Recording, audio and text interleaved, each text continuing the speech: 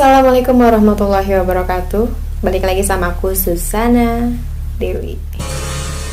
Oke, seperti malam-malam sebelumnya, video-video horor sebelumnya, aku mau balik lagi ceritain, mau sharing ke kalian cerita horor yang udah masuk ke aku.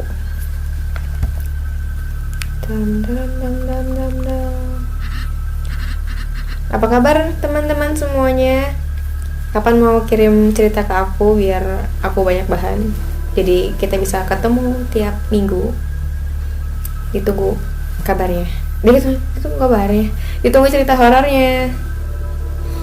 Oke, sekarang aku mau cerita dari Kak.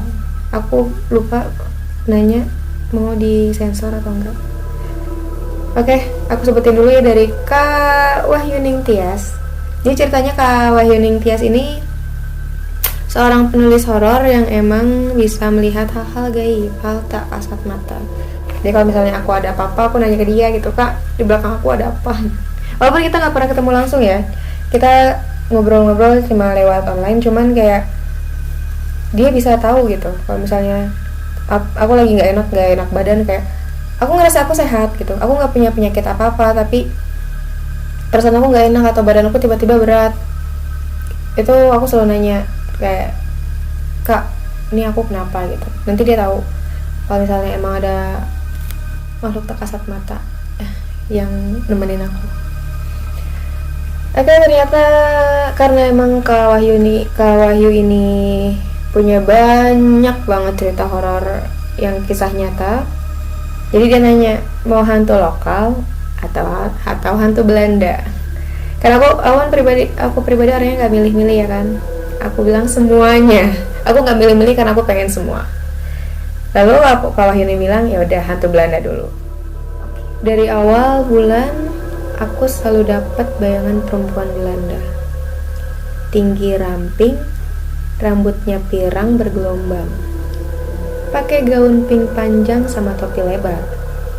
Padahal sebelumnya nggak pernah ketemu atau diperlihatkan. Cuek aja sih, pikirku paling cuma hayalan liarku doang. Jadi seorang indigo juga masih punya sugesti yang positif ya. Walaupun dia tahu itu hantu, cuma dia mikir kayak, oh itu cuma hayalan gue doang. Oke, lanjut. Nah, kebetulan hari Minggu kemarin diajak wisata ke kebun kopi sama teman.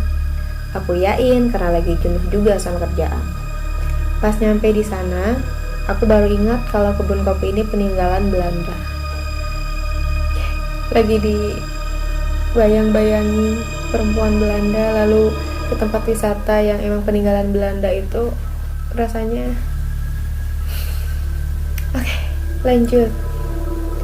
Di situ aku mulai mikir, apa bayangan perempuan Belanda itu beneran ada dan dia menarikku buat datang kemari.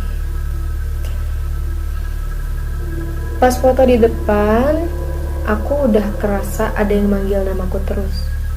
Wahyu. Ya. Padahal kondisi lagi ramai orang. Akhirnya aku cerita ke temen yang sama-sama bisa, dan ternyata dia udah ditampakin perempuan itu dari awal datang ke sini. Bayangin guys, baru nyampe tempat wisata udah diliatin hantu ya kan, hantu Belanda. Tapi temanku milih diam karena perempuan itu hanya melihat dari jauh. Terima kasih hantu perempuan Belanda. Perempuan itu melihat dari samping rumah loji atau rumah Belanda.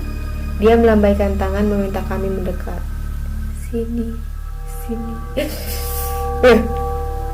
Setelah sepakat sama teman-temanku yang lain, akhirnya kami masuklah ke rumah loji itu.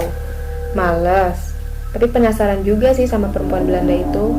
Emang ketawa, bisa ketawa, bisa genting seperti itu ya kan. Nah, di samping rumah loji itu ada tempat santai. Nah, pas kita duduk di situ, ada satu kursi yang gerak sendiri, kayak ada yang duduk di sana. Dan kita semua lihat bareng. Tour guide-nya aja ikut kaget. Tour guide-nya aja kaget, apalagi aku. Siang bolong ada kursi gerak sendiri kan serem ya. Ya jangankan siang aja serem, apalagi malam. Aku bisa lihat perempuan Belanda itu yang duduk. Dia berbicara dengan bahasa Belanda yang aku nggak tahu apa artinya. Temanku yang bisa lihat ngajak teman-temanku yang lain dan tour guide-nya buat pergi. Aku ditinggal, emot senyum. Kalau misalnya lagi perempuan ngasih emot senyum malah lebih serem daripada emot marah sih. Ini jadinya lebih serem. Perempuan itu memperkenalkan dirinya Madame Vienna. Dari situ dia stop chatting aku kan. Aku pikir kayak, apakah ceritanya selesai sampai di sini?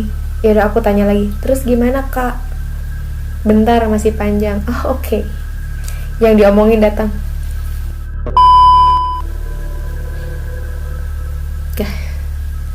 Kita lagi cerita horor. Dia lagi ngetik. Tiba-tiba datang orangnya. Aku pun pas itu aku nggak jawab apa-apa sih, kayak cuman dibaca doang. Oke. Kayak nggak mau ikut-ikutan. Oke, dia lanjut lagi. Setelah perempuan itu memperkenalkan diri, temanku yang bisa, namanya Ajril, menarikku menjauh.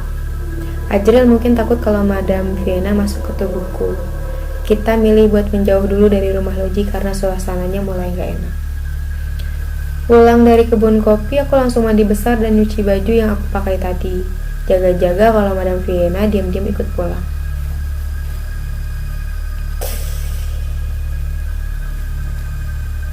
Kan pas tadi Kak Wahyu ngomong, yang diomongin datang. Aku baru berani balas. Aku cuma bilang, serius gak sih? Serius gak sih itu beneran datang gitu kan? Terus kata Kak Wahyu, perempuan itu paling peka kalau diomongin. Peka kalau diomongin. Guys, kita lagi ngomongin dia. Dan bener aja, Madame Vienna mendatangiku lewat mimpi. Dia menampakkan wujudnya saat meninggal. Gaun tersobek dan kaki berlumuran darah. Wajahnya penuh lebam, bibirnya sobek dan mata kanan hilang.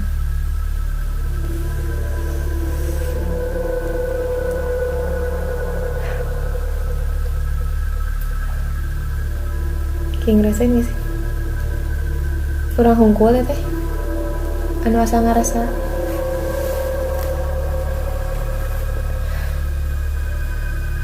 Dari bagian bawah tubuhnya ada gumpalan penuh darah jatuh.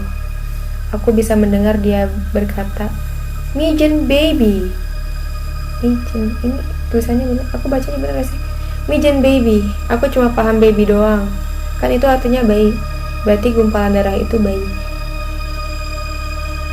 Aku berusaha bangun dari tidur. Pas aku berhasil bangun, Madame Vienna berdiri di depan ranjangku sambil menggendong gumpalan darah itu dan terus mengatakan Mijen baby. Kabur dari mimpi malah disambut di dunia nyata. I can't hold this anymore. Sobat gaibku berhasil ngusir Madame Vienna keluar dari rumahku. Sampai azan subuh aku gak berani tidur. Takut dia datang lagi. Paginya, aku langsung telepon Azril cerita soal kejadian semalam. Akhirnya kami sepakat buat nyari tahu siapa sebenarnya Madame Vienna. Tapi sampai sekarang kami belum tahu siapa sebenarnya Madame Vienna. Hampir tiap malam dia menerorku. Entah itu lewat mimpi atau sekelebat bayangan di jendela kamar. So, Kak Wahyu Ningtyas ini ngasih aku foto, dia ada di sana. Jadi nanti mungkin aku taruh fotonya di sini, biar kalian juga bisa lihat. Kayak dia ada di sana. Jadi si Kak Wahyu ini selalu ngelihat dia ada di situ gitu. Terus aku tanya kan, ini ada dia sebenarnya gitu, tapi aku nggak bisa lihat. Jadi waktu itu aku bingung kan, takutnya kayak di situ tuh di foto ini ternyata emang ada madam, tapi aku nggak bisa lihat gitu. Tapi ternyata di foto ini dia nggak ada, tapi tempat dia di situ. Jadi sebenarnya ini tuh tempat dia, tapi sekarang lagi nggak ada. Terus aku tanya, sampai sekarang belum tahu ya Kak masa lalunya madam. Terus kata dia, udah sih, nanti aku ceritain, tragis soalnya.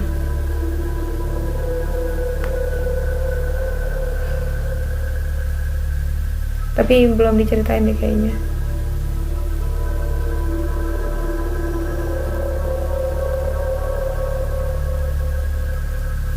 Oh, lanjut, ada ceritanya.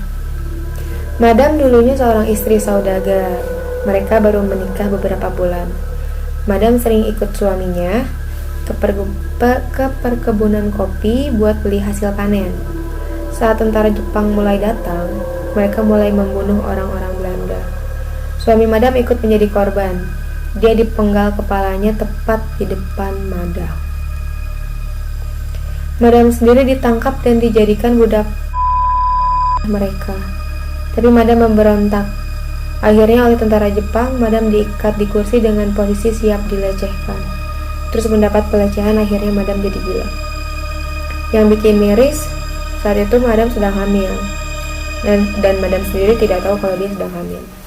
Tentara Jepang akhirnya tahu kalau Madam hamil. Mereka merobek perut Madam dengan pedang dan memukuli wajahnya. Tubuh Madam dibuang di tempat terpencil. Aku bilang, aku waktu itu belum baca. Aku bahkan baru bacanya sekarang sih, karena aku kayak terlalu takut. Aku bilang, nanti aku baca ya, atau besok. Kata Kak Wahyu, besok aja Kak, pas terang. Kalau sekarang bahaya. Ini aku record lagi malam, dan sekarang aku baca kencang-kencang. Semoga gak bahaya. Oke, lanjut dari ceritanya juga. Jadi alasan Madam mengikutiku adalah karena dia menganggapku anaknya. Madam merasa wajahku mirip dengan suaminya dan postur tubuhku sama dengan Madam. Ibaratnya aku ini perpaduan Madam dan suaminya. Saran dariku, dia gak suka dipanggil namanya, cukup Madam saja.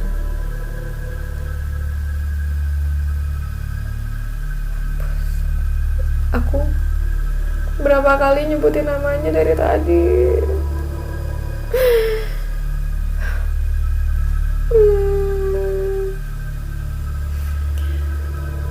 Take-nya pagi aja. Kalau take malam minta ditemenin, soalnya kalau kakak baca ceritanya tragis. Aku tanya, Kak, ini udah selesai ceritanya?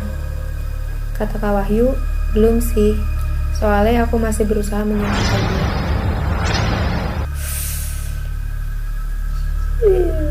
Capek diteror mulu. Ya bayangin aja tiap mau merem ada yang nyanyi lagu Belanda samar-samar, kan risih.